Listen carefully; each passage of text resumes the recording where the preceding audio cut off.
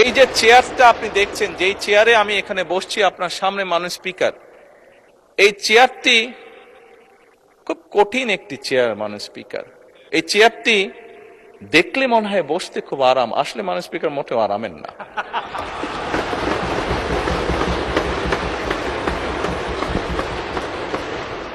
এই চেয়ারটিতে বসলে মাননীয় স্পিকার প্রতি মুহূর্তে মনে হয় যে আগুনে তপ্ত হিট আসছে মাননীয় স্পিকার।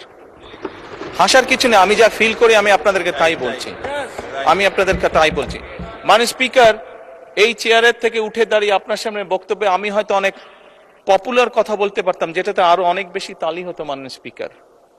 কিন্তু এই চেয়ার আমাকে বলে যে আমি সবসময় পপুলার কথা বলতে পারি না, আমাকে সেটাই বলতে হবে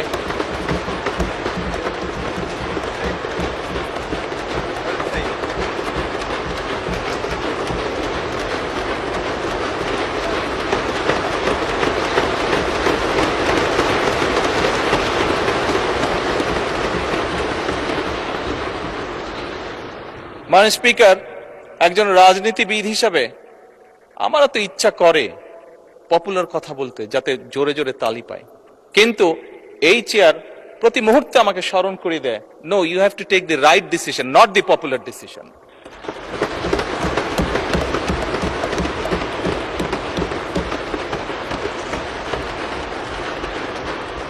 মাননীয় স্পিকার, আপনার মাধ্যমে আজকে এই সংসদের এই সবুজ চেয়ারে যারা বসে আছেন, আমি মনে করি আজকে বোধহয় আমাদেরকে সিদ্ধান্ত নিতে হবে যে আসুন আমরা পপুলার ডিসিশনে আলাপ করব না, আমরা আলাপ করব সঠিক ডিসিশনের ব্যাপারে, রাইট ডিসিশনের ব্যাপারে। মাননীয় স্পিকার, আজকে এই সংসদ অধিবেশনের শেষ দিন, আজকে অধিবেশন শেষ হয়ে যাবে।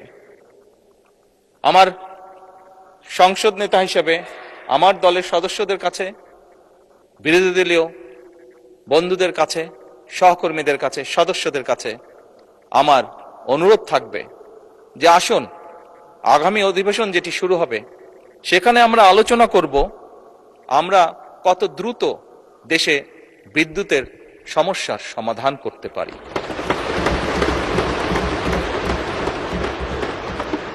মাননীয় স্পিকার, আমরা আলাপ করতে চাই, আমি আলাপ করতে চাই আগামী সংসদে কত দ্রুত আমরা কত বেশি সংখ্যক মানুষের কর্মসংস্থান, দেশেই হোক বিদেশি হোক, তৈরি করতে পারি।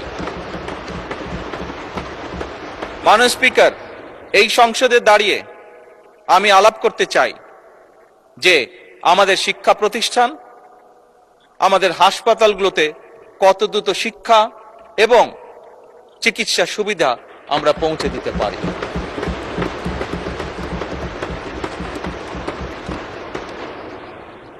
মাননীয় স্পিকার, দিনের কার্যবিধিতে আপনি যখন শুরু করেন, বিভিন্ন সময় বিভিন্ন সংসদ সদস্য বলে ওঠেন তার এলাকায় রাস্তা লাগবে, তার এলাকায় ব্রিজ লাগবে, কারো এলাকায় কালভার্ট লাগবে।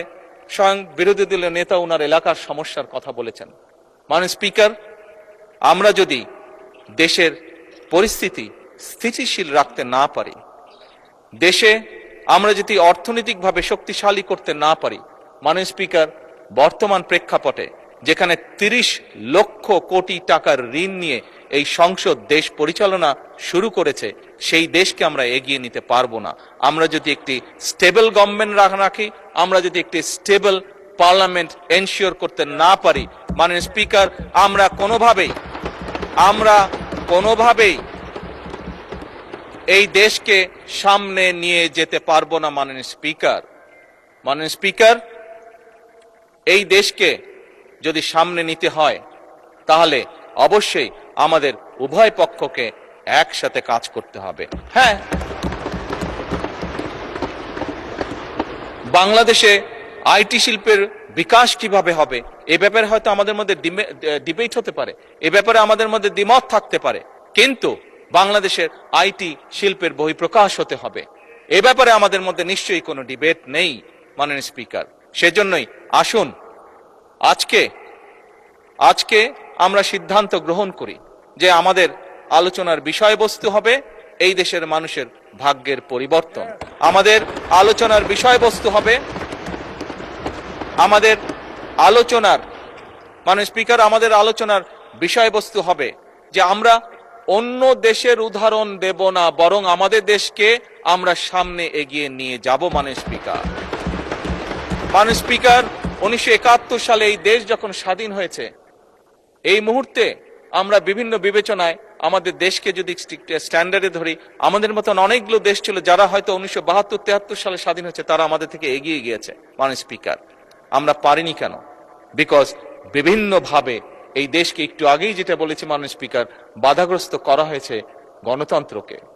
স্পিকার, গণতন্ত্র বাধাগ্রস্ত যদি হয়, গণতন্ত্র প্রতিবার বাধাগ্রস্ত হলে অর্থনীতি, শিক্ষা, স্বাস্থ্য সবকিছু বাধাগ্রস্ত হবে। কাজেই মাননীয় স্পিকার, আপনার মাধ্যমে আমি বিরোধী দলীয় সহকর্মীদের কাছে আহ্বান জানাতে চাই, আসুন আমরা ডিবেট করব, আমরা বিতর্ক করব, আমরা আলাপ করব, আমরা আলোচনা করব, আমরা বসবো, কথা বলবো, কিন্তু কোনোভাবেই এই সংসদকে ব্যর্থ হতে দেওয়া যাবে না।